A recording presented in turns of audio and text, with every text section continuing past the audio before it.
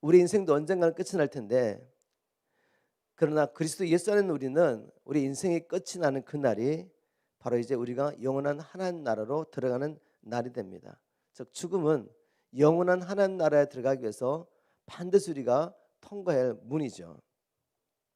지금 우리는 하늘과 땅을 보고 있지만 이 하늘과 땅이 언젠가는 사라질 날이 오게 될 것입니다. 지금 보는 하늘과 땅이 사라지지 않으면 우리가 대망하며 간절히 사모하며 기다리는 그 새하늘과 새 땅이 임할 수 없습니다. 그런 의미에서 오늘은 새하늘과 새 땅이라는 주제로 하나님의 말씀을 나눠봤으면 좋겠습니다. 우리가 새하늘과 새 땅을 세자로 요약한다면 신천지가 되죠. 신천지. 이 마귀라는 존재는 이 신천지라는 주제가 얼마나 중요한지 알기 때문에 이 신천지라는 이단을 만들어서 하나님의 사람들로 하여금 새하늘과 새 땅을 바라보지 못하게 했습니다. 얼마나 교활한 자인지 모릅니다. 우리가 만일 새하늘과 새 땅을 바라보며 살지 않는다면 이 땅에서 세상 사람들과 구별되어 살 수가 없습니다. 그리고 새하늘과 새 땅을 바라보지 않으면 우리가 믿음으로 살면서 핍박과 환난을 받을 때 그 핍박과 환난을 이겨낼 수 있는 인내도 없는 것입니다. 그런 면에서 이 새하늘과 새 땅이라는 이 주제는 너무나 중요한 것이죠.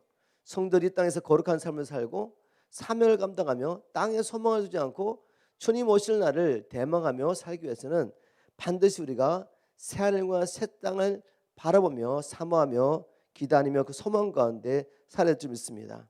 오늘 말씀을 통해서 새하늘과 새 땅, 새하늘과 새 땅은 어떤 나라인지, 그 나라는 어떻게 들어갈 수 있는지 우리 하나님의 말씀을 살펴보면서 다시 한번 우리의 시선이 이 땅이 아니라 다시 오시는 그 주님이 오셔서 이루실 그 새하늘과 새 땅에 맞춰주기를 기도합니다.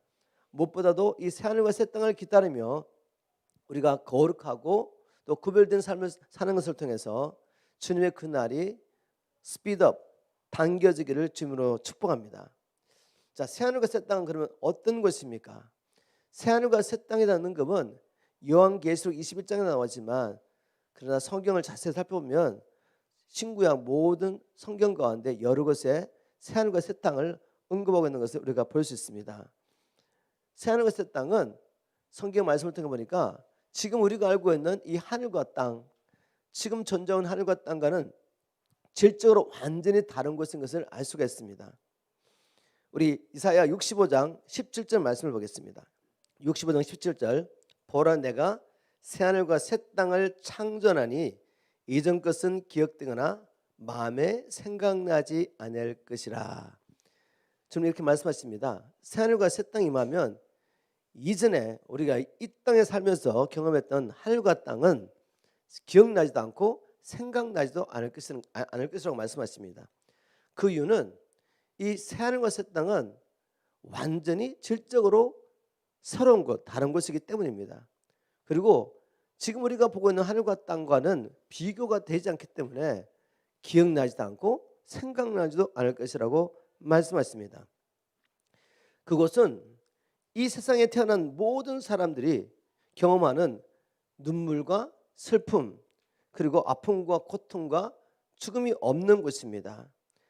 이사야 65장을 보겠습니다. 우리 이사야 65장 19절 뒷부분에 보니까 이렇게 기록하고 있습니다. 우는 소리와 부르짖는 소리가 그 가운데서 다시는 들리지 아니할 것이며, 또 요한계시록 21장 4절에도 동일한 말씀이 기록되어 있습니다. 쉬운 성경으로 제가 계시록 21장 4절을 보겠습니다. 21장 4절, 하나님께서 그들의 눈에서 모든 눈물을 몸소 닦아 주실 것이니 이제 더 이상 죽음이 없고 다시는 슬픔도 우는 것도 아픈 것도 절대로 없을 것이다. 그것은 이전 것들이 다 사라졌기 때문이다. 우리 땅에 사는 동안에 경험했던 모든 아픔과 슬픔과 눈물, 죽음, 그런 것이 없는 것이 바로 새하늘과 새 땅입니다. 새하늘과 새 땅에서는 질병이 없을 것입니다. 그래서 죽는 일이 없습니다. 사랑하는 자를 잃어버릴 일이 없습니다. 그래서 슬피 울며 고통당할 일이 없는 것이죠. 그리고 사람과 사람 사이에 갈등의 문제도 없습니다. 상처를 받고 마음 아플 일도 없습니다. 서로 시기하고 질투할 일도 없습니다. 억울한 일을 당할 일도 없고 또 무언가를 잃어버릴 일도 없습니다. 이것은 그래서 기쁨과 즐거움만이 충만한 곳, 진정으로 우리가 행복할 수 있는 곳입니다. 이사야 65장 18절을 보겠습니다. 이사야 65장 18절에 이렇게 기록하고 있습니다. 너희는 내가 창조한 것을 보고 영원히 기뻐하며 즐거워하라. 내가 만들 새 예루살렘은 기쁨이 충만할 것이며 그 백성들은 행복할 것이다. 하나님의 창조하신 모든 피조물을 마음껏 누리며 기쁨과 즐거움이 충만한 곳, 그래서 행복한 것이 될 것이라고 말했습니다. 우리가 이 세상에서 행복하지 못하는 이유 중 하나는 하나님이 창조하신 모든 피조물들, 하나님께서 우리에게 허락하신 것들을 누리지 못하기 때문입니다. 왜 누리지 못합니까? 하나님이 주셨는데도 불구하고 더 가지고 싶은 욕심 때문에 이미 주신 것을 감사하고 누리지 못합니다. 그리고 욕심으로 다른 사람 것들을 취하고 우리가 상실하기 때문에 하나님이 주신 것들을 또 누리지 못하며 우리가 만족하지 못하는 것이죠. 욕심을 부려서 더 많은 것을 취한들 만족할 수 있습니까? 만족할 수 없습니다. 누려야 되는데 누리지 못하는 것입니다. 그러나 새하늘과 새 땅에서는 하나님의 창조하신 모든 피조물들을 누리게 되며 감사하게 되고, 그리고 서로 빼앗고 또 빼앗긴 일도 없습니다.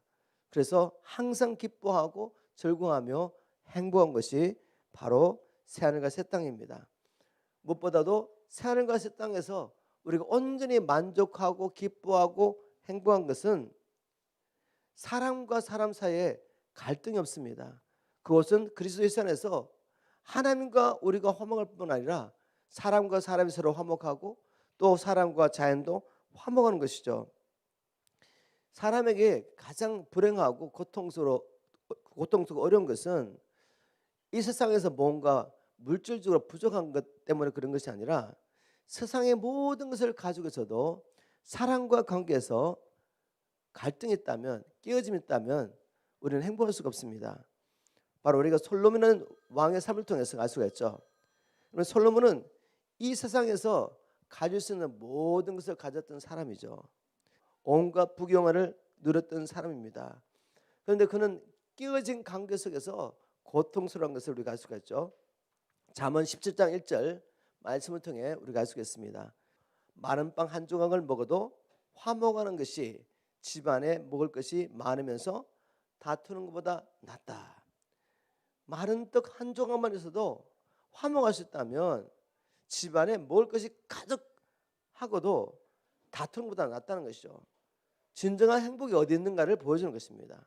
진정한 행복은 많은 것을 누리는 것에 있는 것이 아니라 진정한 행복은 관계 가운데 화목이 있을 때 우리가 뭔가 부족한 것 같지만 행복하게 살 수 있습니다. 그러나 반면에 모든 것을 가지고 있지만 관계가 깨진 사람은 진정한 평강과 행복에 대해서 알 수가 없는 것입니다. 새하늘과 새 땅에서는 진정한 화목이 있기 때문에 그 가운데 기쁨과 즐거움과 행복이 있을 것이라고 말했습니다. 또 새하늘과 새 땅에서 우리가 진정으로 즐거워하고 기뻐하며 행복할 수 있는 이유는 다른 것이 아니라 하나님의 집이 우리와 함께하기 때문입니다. 하나님의 집이 우리와 함께한다는 것은 그분의 영광과 임재 가운데 우리가 늘 산다는 말씀이죠. 계시록 21장 3절을 보겠습니다. 계시록 21장 3절 내가 들으니 보좌에서 큰 음성이 나서 이르되 보라 하나님의 장막이 사람들과 함께 있으며 하나님이 그들과 함께 계시리니 그들은 하나님의 백성이 되고 하나님은 친히 그들과 함께 계셔서라고 말하고 있습니다. 여러분 하나님의 임재를 경험하는 것이 어떤 것인지 아시죠? 주님 안에 있는 모든 사람들은 하나님의 임재와 영광을 어느 정도 맛본 사람입니다. 물론 지금 천국에 있는 영혼들 그리고 천사들이 경험하는 것처럼 그렇게 온전히 하나님의 영광과 하나님의 임재를 경험할 수 없지만 우리 예배 가운데 기도 가운데 하나님의 임재를 경험하게 될 때 이 땅에서 어떠한 근심되는 일 있고 아픈 슬픔이 있다 할지라도 하나님의 임재를 경험하게 될 때 그 모든 것을 우리가 잊어버리고 주님의 임재 안에서 기뻐하며 즐거워하며 세상의 문제는 하나도 해결되지 않았는데 행복했던 기억을 하십니까? 왜 우리가 이 예배 가운데 기도 가운데 그렇게 하나님의 임재를 목말라 합니까? 바로 하나님 임재 안에 피조물이 누릴 수 있는 최고의 기쁨과 행복이 있기 때문입니다. 천국이 새하늘과 새 땅이 임하게 되면 항상 즐거워하고 기뻐하고 행복하는 것은 다른 것 어떤 것보다도 하나님의 집이 우리와 함께하기 때문에, 그래서 우리가 늘 하나님 임재와 영광 가운데 살 수 있기 때문입니다. 여러분, 이 하나님 나라를 사모하지 않습니까? 이 하나님 나라가 정말 우리 가운데 속히 임하기를 원하지 않습니까? 새하늘과 새 땅이 임한다는 것은 하나님께서 창세전에 계획하신 하늘과 땅에서 충만한 그 하나님 나라가 우리 가운데 임하게 되고, 마침내 하나님의 소망, 또 우리의 소망이죠. 간절한 소망대로 손을 따라 하나님이 우리와 함께하는 것입니다. 바로 이것이 새하늘과 새 땅입니다. 회복된 하나님의 나라이죠. 이 나라를 간절히 사모하며 기다리는 사람이 진정 복음을 깨달은 사람이요 그리스도 예수 안에 있는 사람인 줄 믿습니다. 자, 그러면 이 새하늘과 새 땅은 어떻게 오게 되며 언제 오게 됩니까? 하나님 나라는 언제 임하게 됩니까?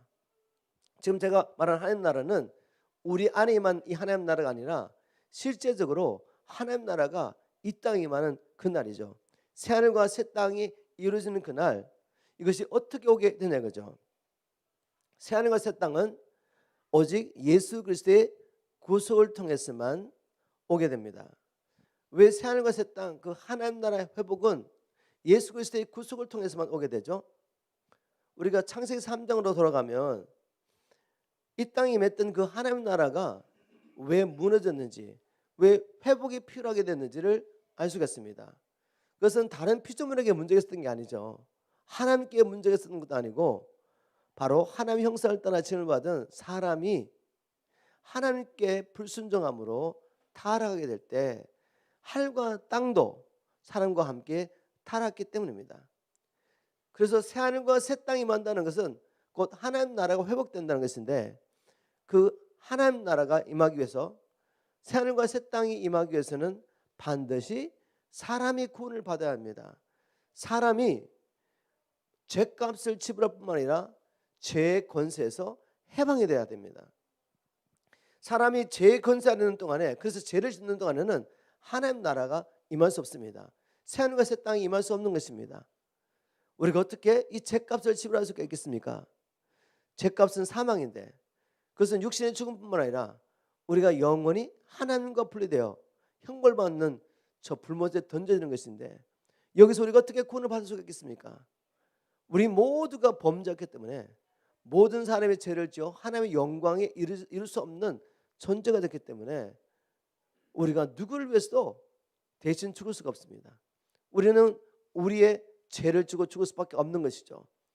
그래서 하나님께서 창세전에 우리를 위하여 어린 양 예수를 준비하셨습니다. 예수 그리스도의 구속, 주님께서 우리의 죄값을 지불하시고, 우리의 죄값을 지불할 뿐만 아니라 죄의 권세에서 우리를 구원하심으로 우리가 구원을 받을 때 하나님 나라도 회복되는 것입니다. 하나님께서 계획하신 새하늘과 새 땅이 임할 수 있는 것입니다. 중요한 것은 예수님의 구속은 우리의 죄값만 지불한 것이 아닙니다. 우리의 죄값을 지불할 뿐만 아니라 죄의 권세에서도 우리를 구원하셔야 돼요. 이게 왜 이렇게 중요합니까?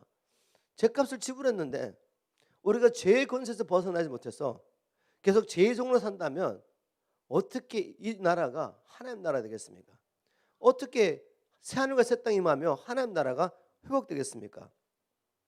그래서 성경은 분명하게 우리 예수님께서 우리의 죄책의 문제만 해결한 것이 아니라 근본적인 문제, 죄의 권세에서 우리를 구원했다고 기록하고 있습니다. 로마서 6장 6절부터 7절 말씀 쉬운 말 성경으로 보겠습니다. 우리 옛자가 그리스도와 함께 십자가에 못 박혀 죽은 것은 제 얽매인 몸을 또한 죽여서 더 이상 죄의 노예가 되지 않게 하라는 것임을 우리는 압니다. 그 까닭은 죽은 사람은 이미 죄의 세력으로부터 해방된 것이기 때문입니다. 이 말씀 의미를 알겠습니까? 누구든지 예수 그리스도를 하나님의 아들 그리고 구주로 믿을 때 성령의 세를 받게 됩니다.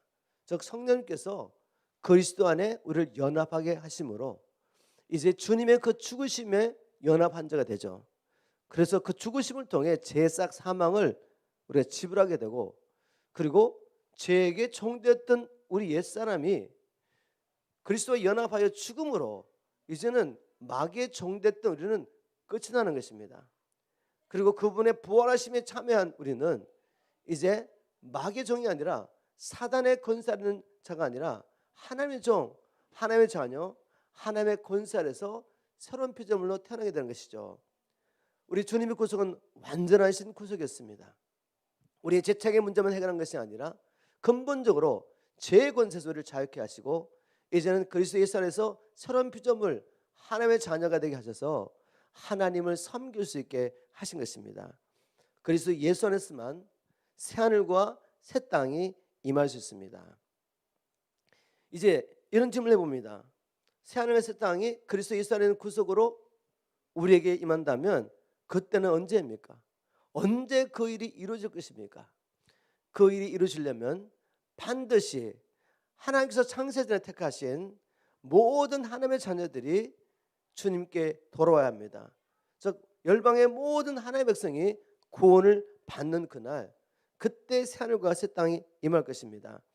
요한계시록 21장 1절 2절 말씀을 통해 우리가 알 수가 있죠. 요한계시록 21장 1절 또 내가 새하늘과 새 땅을 보니 새하늘과 새 땅이 임했습니다. 어떻게 이 일이 가능했습니까? 예수 그리스도를 통해서. 그리고 또 보겠습니다. 어떻게 이제 이 일이 완성됐습니까? 처음 하늘과 처음 땅이 없어졌고 바다도 다시 있지 않더라. 또 내가 보매 거룩한 성 새 예루살렘이 하나님으로부터 하늘에서 내려오니 그 준비한 것이 신부가 남편을 위하여 단장한 것 같더라. 언제죠? 새하늘과 새 땅이 언제 올 수 있습니까? 바로 신부가 준비됐기 때문에. 신부가 누구입니까? 구약과 신약의 모든 역사 가운데 하나님이 택하신 주의 자녀들이 온전히 그리스도 안에서 하나가 되어서 이 교회가 그리스도의 신부인 것입니다. 이것이 또한 새 예루살렘, 주님이 거하신 성이고, 이것은 우리의 이성으로 이해할 수가 없죠. 비밀입니다. 그러나 이해할 수 없지만 하나님 말씀하셨기 때문에 우리는 믿습니다. 그리고 우리가 언젠가는 이해하고 그리고 그것을 경험할 날이 반드시 오게 될 것입니다. 그날은 언젠가 하면 열방의 주께서 택하신 모든 하나님의 자녀들이 하나님께 돌아오는 그날, 그래서 하나님이 거하실 새 예루살렘이 완성되는 그날, 하나님이 거하실 성전이 온전히 회복되는 그날, 그리고 그리스도의 신부가 준비되는 그날 주님이 오실 것입니다. 우리가 진정으로 정말 그날을 사모한다면 하나님 나라가 온전히 임하는 그날, 모든 피조물을 통해 하나님의 영광을 받으시는 그날, 새하늘과 새 땅이 임하는 날을 사모한다면 그 사모함을 가지고 어떻게 하겠습니까? 당연히 복음을 전해야죠. 왜냐하면 그날은 열방에 택하신 주의 백성들이 하나님께 돌아오지 않으면 그날은 오지 않기 때문에. 이 천국 복음이 모든 민족에게 전파될 그때 주님이 오실 것이기 때문에 정말 우리가 주님과의 그 혼인잔치를 사모하며 주님과 온전히 연합하는 그날을 사모한다면 그날을 기다리며 우리가 복음을 전하지 않겠습니까? 하나님께서 교회에게 열방을 제자 삼으라는 사명을 주셨기 때문에 천사들이 아무리 원해도, 하나님이 아무리 원해도 우리가 하나님 그 나라를 사모하면서 복음 전하는 사명을 감당하지 않으면 그날은 결코 오지 않습니다. 이제 이 새 땅과 새 하늘은, 새 하늘과 새 땅은 어떤 사람이 들어갈 수 있습니까? 어떤 사람이 새 하늘과 새 땅에서 살 수 있냐 말이죠. 물론 예수 그리스도 안에서 거듭난 사람이죠. 예수님이 하나님의 아들이며 또한 우리의 구주인 것을 믿는 사람, 그리스도 안에서 제사함을 받고 구속함을 받은 사람만이 들어갈 수 있는 나라입니다. 그리고 성경에 보니까 죽은 믿음이 아니라 살아있는 믿음을 가지고 사는 자만이 들어가는 나라가 또한 이 나라인 것을 알 수가 있습니다. 요한계시록 21장 7절이죠. 요한계시록 21장 7절에 이기는 자는 이것들을 상속으로 받으리라. 나는 그의 하나님이 되고 그는 내 아들이 되리라. 여러분, 계시록은 누구에게 주신 하나님의 편지입니까? 예수님께서 아시아에 있는 7 교회에게 주신 편지입니다. 불신자에게 준 편지가 아니죠. 왜 예수님께서 아시아에 있는 7 교회에게 편지를 주셨습니까? 아시아 7교뿐만 아니라 그 아시아 7교회는 이 세상에 존재할 모든 교회를 대표하는 것이죠. 그 교회들은 환난과 핍박 가운데 있었습니다. 어떤 교회는 거짓 선지자가 들어와서 미혹을 받고 있었습니다. 어떤 교회는 또 세상을 사랑해서 엄난에 들어가지고 유혹을 받고 있었습니다. 이것이 바로 모든 교회의 모습이죠. 우리는 이 세상 임금 마귀가 이 땅에 존재하는 동안에 우리가 이 땅에 있는 것을 마귀는 너무나 싫어하기 때문에 어떻게든 그 날이 오기 전에 우리를 실족케 하기 위해서 택하신 자라도 넘어뜨리려고 마귀는 세상의 모든 걸 동원하여 핍박과 환난, 유혹 아니면 미혹으로 우리를 넘어뜨리려고 합니다. 이런 교회를 향하여 하나님께서 예수님께서 친히 주신 메시지가 요한계시록의 메시지입니다. 요한계시록은 이기는 자를 위한 매뉴얼이라고 말할 수 있습니다. 주님은 이 매뉴얼을 통해서 우리가 어떻게 이길 수 있는지를 보여주십니다. 왜냐하면 교회가 신앙의 승리자가 되지 않으면 세상의 핍박, 환난과 유혹과 미혹 가운데서도 끝까지 인내하며 믿음을 지키지 않으면 하나님 나라에 들어갈 수 없는 것을 아시기 때문에, 그래서 예수님께서는 요한계시록에 나오는 7 교회에게 거듭거듭 말씀하십니다. 얘들아, 이겨야 된다. 이겨야 된다. 신앙의 승리자가 되어야 된다. 왜냐하면 이기는 자만이 생명나무의 실과를 먹을 수 있기 때문에. 이기는 자만이 둘째 사망의 해, 즉 불못의 심판을 피할 수 있다. 이기는 자만이 그 이름이 생명책에서 허려지지 않고, 이기는 자만이 흰옷을 입고 나와 함께 다닐 것이고, 이기는 자만이 내가 이기고 아버지의 보좌 옆에 앉아서 다스리는 것처럼 나와 함께 다스릴 수 있다고 말씀하십니다. 우리는 이겨야 합니다. 그래서 예수 안에서 우리가 거듭나야 되지만, 그러나 거듭나고도 얼마든지 우리는 믿음을 버릴 수도 있고 실족할 수 있습니다. 그래서 하나님께서는 요한계시록의 말씀을 통해서 우리가 어떻게 이길 수 있는지를 보여주시면서 그 중에 하나가 뭔가 하면 바로 새하늘과 새 땅에 대한 얘기를 하시는 겁니다. 새하늘과 새 땅을 바라보는 것이 이 세상에서 우리가 세상을 이기는 방법 중 하나입니다. 이 요한계시록에는 예수님이 어떤 분이신 것을, 영광스러운 주님의 모습을 보여주시죠. 그분이 오셔서 그분을 대적하는 자들 어떻게 면하시고 하나님 나라를 이루실 걸 보여주시며, 그리고 이 새하늘과 새 땅을 보여줍니다. 왜냐하면 이런 메시지가, 우리가 이런 메시지를 붙잡고 있을 때, 이런 하나님의 계획을 알고 있을 때 세상을 이길 수 있기 때문에. 여러분, 2021년 새해를 맞이해서 첫 메시지를 들으시면서 다시 한번 여러분의 시선이, 여러분의 마음이 장차 임할 새하늘과 새 땅에 집중될 줄을 축복합니다. 마귀는 끊임없이 세상의 분점을 통해서, 세상이란 여러 가지를 통해 세상 염려, 근심, 걱정에 빠지게 만듭니다. 2020년도 정말 인류 역사상에 없었던 아주 어려운 시간들을 온 세계 인류가 통과했습니다. 2021년 쉬워질 것 같습니까? 이제 주님의 날이 가까울수록 세상은 더 힘들어집니다. 이런 때 주님 안에 있는 우리는 세상에 일어난 일을 바라보면서 말씀을 통해 분별하며 주님의 때가 얼마나 가까운지를 우리가 분별하더라도 세상에 일어난 일을 바라보며 근심하며 걱정하며 두려움 가운데 움직이면 안 돼요. 하나님의 말씀에 굳게 서서 하나님께서 이길 수 있도록 우리에게 보여주신 이 전략을 보면서, 무엇보다 하나님의 계획을 바라보면서 새하늘과 새 땅이 임하는 그날을 바라보면서 우리가 넉넉히 이기게 되기를 주님으로 축복합니다. 새하늘과 새 땅에 들어가지 못하는 자는 그럼 어떻게 됩니까?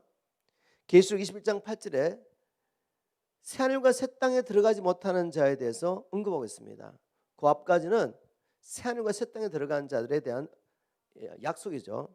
근데 8절에 보니까 그러나라고 비교하면서 그러나 두려워하는 자들과 믿지 아니하는 자들과 흉악한 자들과 살인하는 자들과 음행하는 자들과 점술가들과 우상 숭배자들과 거짓말하는 모든 자들은 불과 영으로 타는 못에 던져지르니 이것이 둘째 사망이라. 새하늘과 새 땅에 들어가지 못하면 모든 사람이 새하늘과 새 땅에 들어가지 못하는 모든 사람들이 불과 영으로 타는 그 불못, 영원한 형벌을 받는 것에 떨어지게 된다고 주님 말씀하십니다. 중간지대는 없습니다.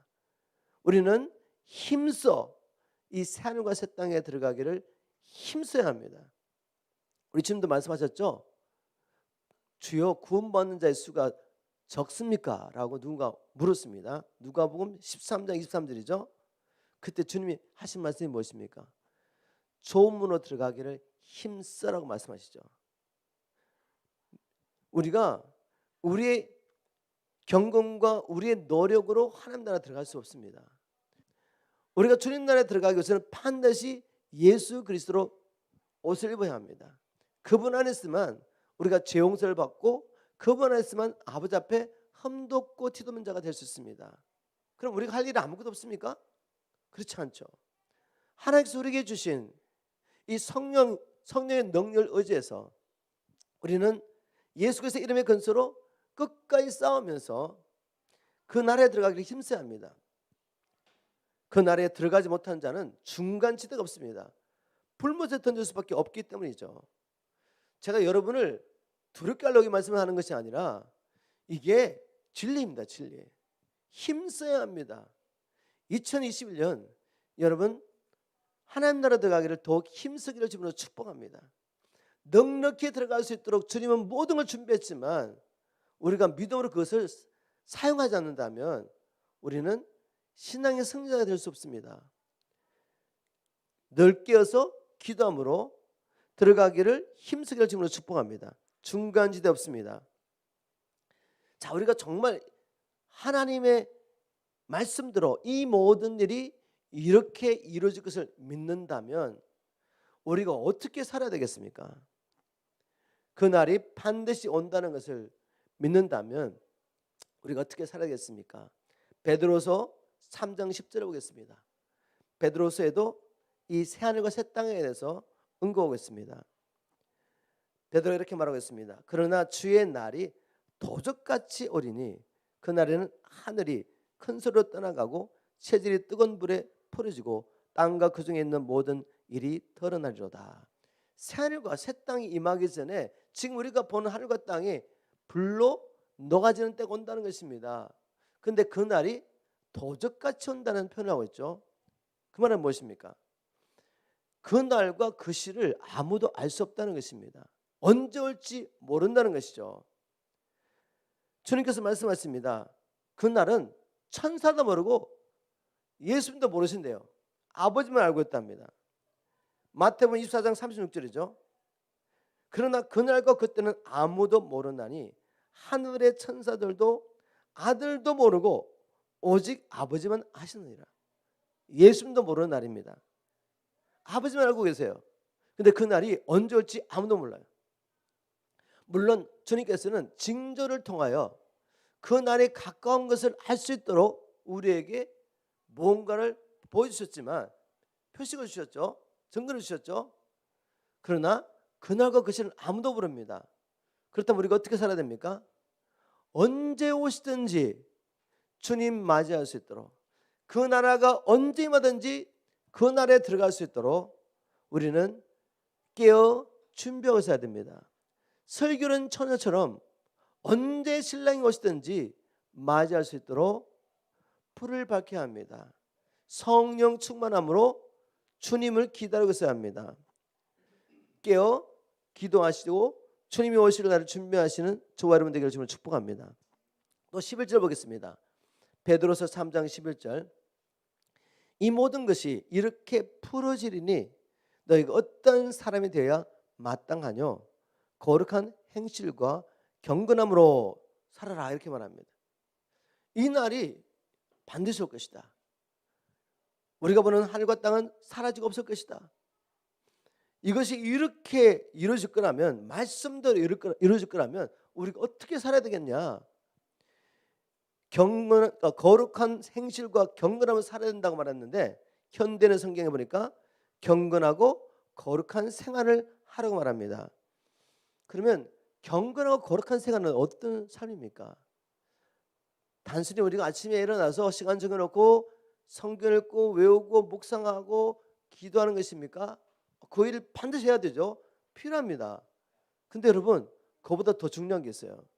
왜 우리가 날마다 성경 읽고 묵상하고 외우고 묵상하고 또 그 말씀을 이루어드리기 위해서 하나님 앞에 간절히 기도해야 됩니까? 하나님의 뜻을 찾기 위해서 간절히 기도하며 하나님의 말씀과 주님 인도를 받으며 사는 일이 필요합니까? 하나님 나라와 뜻을 이루기 위해서. 예수님 당시에 겉으로 보면 정말 경건한 삶을 사는 사람이 있었죠. 바리새인과 종교 지도자들입니다.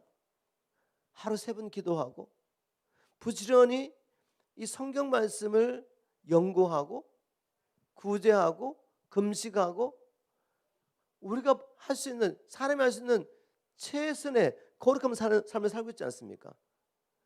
그런데 그게 경건한 삶입니까? 경건한 삶은 세상 사람들과 구별된 사람들이죠. 겉모양에는 경건한 것이 있는데 그 속에는 무엇이 있습니까? 그 당시에 종교 지도자들이 세상 사람과 똑같은 것을 추구했습니다. 세상을 추구했어요. 세상을. 돈을 사랑하고 명예를 사랑하고 사람들에게 인정받는 것을 좋아하고, 그래서 그들은 여전히 땅에 속한 자였죠. 겉모양은 경건했지만 그 속은 땅에 속한 자처럼 산 것이죠.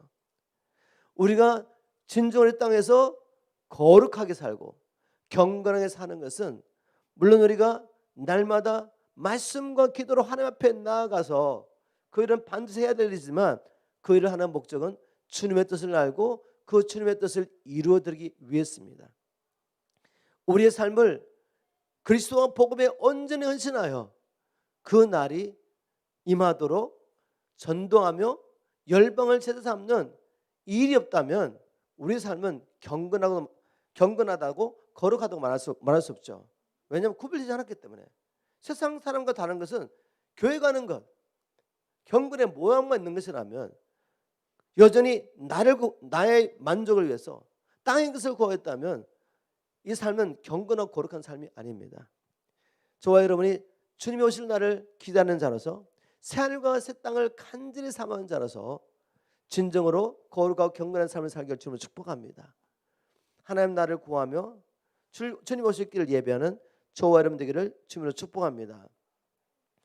또 3장 12절에 보니까 베드로서 3장 12절에 이렇게 기록했습니다. 하나님의 날이 임하기를 바라보고 간절히 사모하라. 자, 이 말씀을 개역 성경 보면 잘 알 수가 없지만 영어 성경 보면 이 말씀 의미를 자세히 알 수가 있습니다. 영어 성경 ESV를 보겠습니다. 이렇게 번역했습니다.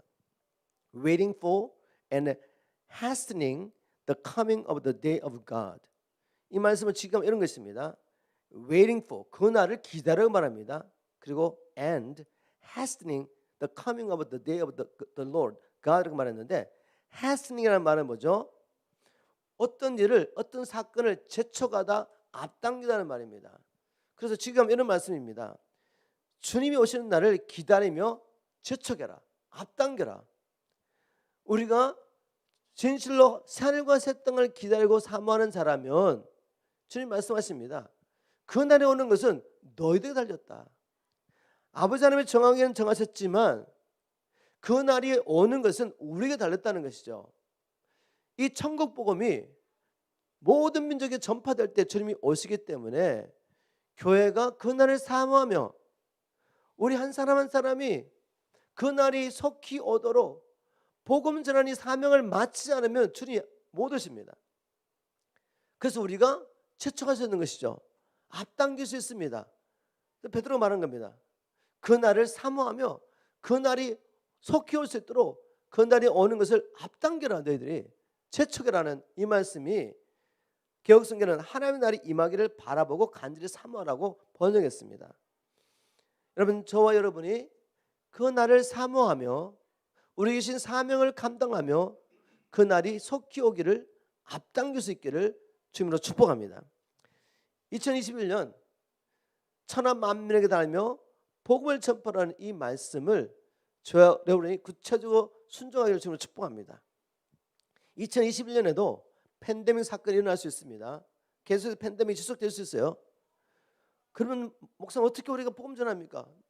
누구 만날 수도 없고 갈 수도 없는데 우리 주님이 이 모든 상황을 아시겠죠.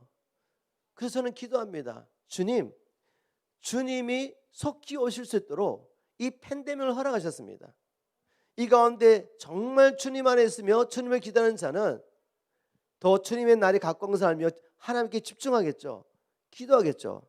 그리고 주님께서 분명히 이 상황에 맞는 복음을 전할 방법을 우리에게 보여줄 줄 믿습니다. 중요한 것은 마음이죠. 마음. 정말 내가 하나님 나라를 기다리며 그 날을 hastening 앞당기기를 원하느냐 이거죠. 그렇다면 주님께서 이제까지 한 번도 우리가 경험하지 못한 방법으로 복음을 전하게 할 줄 믿습니다. 저는 그것을 기대하면서 하나님 앞에 기도하고 있습니다. 주님 우리에게 지혜를 주십시오. 주님은 모든 상황을 아시고 주님의 날이 속히 임하도록 이 일을 허락하셨고 이 일을 통해 참으로 주님 안에 있는 자들 주님의 날을 기다리는 자는 주님 오시기를 간절히 삼하며 복음 전하기 원할 텐데 하나님 우리에게 어떻게 하시는지 보여주십시오. 저는 기도하겠습니다. 2021년 목회자인 저와 우리 성도 PMC 모든 성도들이 한마음 한뜻이 되어서 주님의 날이 속히 임하도록 앞당기는 이 일을 통해서 우리가 주님이 오실 길을 예배하기를 주님을 축복합니다. 마지막으로 나누고 싶은 것은 이것입니다. 새하늘과 새 땅은 반드시 오게 된다. 요한계시록 21장 6절입니다. 또 내게 말씀하시되 이루었도다. 나는 알파와 오메가요 처음과 나중이라. 주님이 말씀하십니다. 이루었다. 내가 알파와 오메가다. 내가 처음과 시작이다. 이 말씀이 무슨 말씀이죠? 그 말씀은 하나님 나라 이루는 일은 창세전에 하나님의 계획하신 일입니다. 시작하신 분이 하나님이세요. 그렇다면 전능하신 하나님이 시작하고 끝을 못 맺는다면 어떻게 하나님이 하나님 될 수가 있겠습니까? 그리고 그분이 어떻게 모든 비전을 통해 그분의 이름이 영광을 받을 수가 있겠습니까? 그분은 반드시 시작하신 일을 이루실 것입니다. 그분은 시작과 끝이 되십니다. 그분은 알파와 오메가가 되십니다. 그래서 반드시 새하늘과 새 땅은 임합니다. 주님은 반드시 오실 것이며 하나님 나라는 완성될 것이며 저와 여러분의 구원도 온전히 이루어질 것입니다. 우리는 연약합니다. 사단은 끊임없이 이 나라가 오기를 방해하고 있습니다. 그러나 이 일을 시작하신 분이 하나님이시기 때문에 전능하시고 전지하시고 신실하신 그 하나님께서 반드시 이루실 것을 믿습니다. 이것이 우리의 믿음이며 또한 소망입니다. 말씀을 맺겠습니다. 2021년 새해를 시작하며 주님이 오시는 그날 새하늘과 새 땅에 대한 메시지를 주님이 제게 주셨어요. 기도하는 가운데 이 메시지를 전해라. 그리고 2021년 더 어려운 일 일어날 수 있지만 그러나 너희 일하는 가운데서도 신앙의 승리자 이기는 자가 되기 위해서는 반드시 이 날을 바라보고 있어야 된다. 너희들의 시각이 지금 고통당하는 이 세상에 두고 있는 동안에는 절대로 믿음의 승리가 될 수 없다는 것이죠. 우리가 어디에 소망을 둬야 되겠습니까? 주님께 소망을 둬야죠. 주님께서 이루어가시는 그 하나님 나라에 소망을 둬야 됩니다. 새하늘과 새 땅이 임하는 그 날을 우리가 바라보고 있어야 합니다. 이사야 14장 24절 말씀을 제가 다시 한번 선포합니다. 전능하신 여호와께서 맹세하시며 이렇게 말씀하셨다. 내가 계획한 일은 반드시 이루어질 것이며 내가 하기로 마음먹은 것은 반드시 실행될 것이다. 이것이 우리의 믿음이며 소망입니다. 2021년 어려운 한 해가 된다 할지라도 우리는 바로 이 날을 소망하며 우리에게 주신 이 사명을 감당하며 그 날이 속히 오도록 우리가 그 날을 앞당기는 저와 여러분의 삶이 되기를 주님으로 축복합니다. 이를 위해서 2021년 더욱 힘써 깨어서 기도하며 말씀으로 무장하고 복음 들고 나아갈 준비하는 저와 여러분 되기를 주님으로 축복합니다.